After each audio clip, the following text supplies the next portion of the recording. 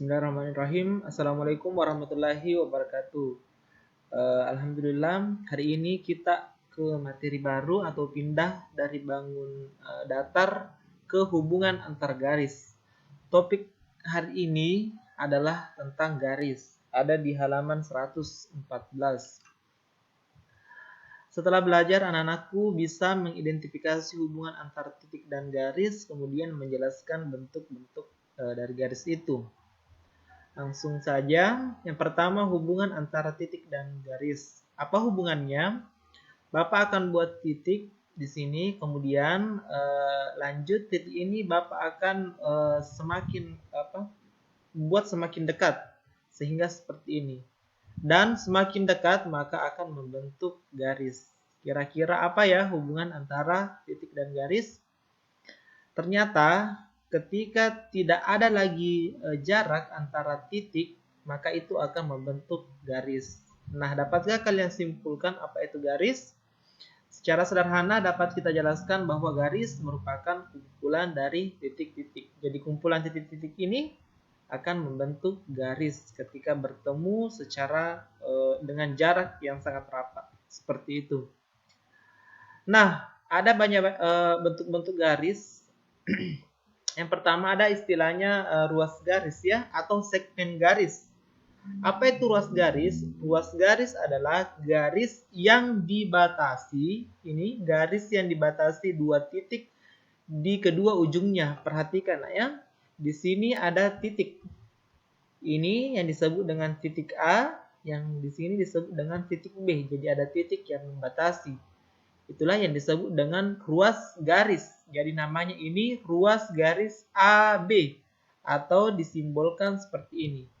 Cara bacanya ini ruas garis AB. Oke, kemudian kita pindah ke sinar garis.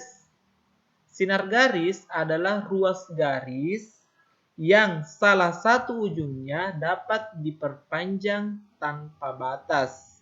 Bagaimana gambarnya? Di sini ada sinar garis ya.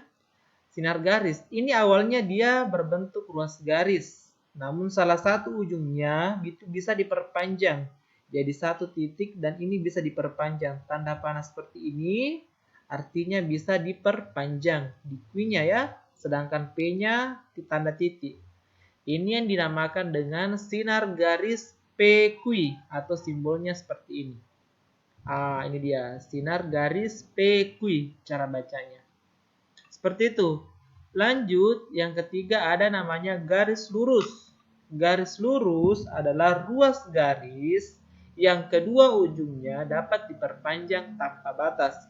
Kalau tadi cuma satu ujungnya, kalau yang ketiga ini kedua ujungnya bisa diperpanjang. Jadi kedua ujungnya berbentuk tanda panah, artinya bisa diperpanjang.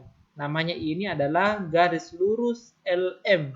Simbolnya seperti ini. Jadi cara bacanya ini adalah garis lurus LM. Ya, AB, PQ, LM itu hanya simbol. Nah, ya anak-anakku sisa perhatikan saja. Seperti itu. Nah, sekarang ada istilah garis horizontal dan garis vertikal. Ini sangat mudah. Horizontal itu artinya garis mendatar. Sedangkan vertikal itu artinya garis yang tegak. Seperti itu. Gampang kan? Bisa bedakan antara horizontal dan vertikal. Anak-anakku bisa mengidentifikasi ada banyak garis yang ada di sekitar kita. Anak-anakku bisa lihat contohnya tempat gantungan gorden itu ada garis lurus dan sebagainya. Anakku nanti sebutkannya. Nah, di sini ada tugas. Yang pertama adalah berilah nama pada jenis garis berikut. Apakah ini masuk ke ruas garis? Apakah ini masuk garis lurus? Atau sebagainya. Anakku identifikasi ya, kasih nama. Kemudian sebutkan 5 contoh benda di sekitarmu yang berbentuk garis lurus. Wah, gampang ya. Cari benda-benda di sekitar yang berbentuk garis lurus disebutkan. Saya rasa ini cukup mudah. Jika ada pertanyaan silakan WA Bapak. Bapak akan jawab insya Allah. Sekian, terima kasih atas perhatiannya. Tetap jaga kesehatan. Assalamualaikum warahmatullahi wabarakatuh.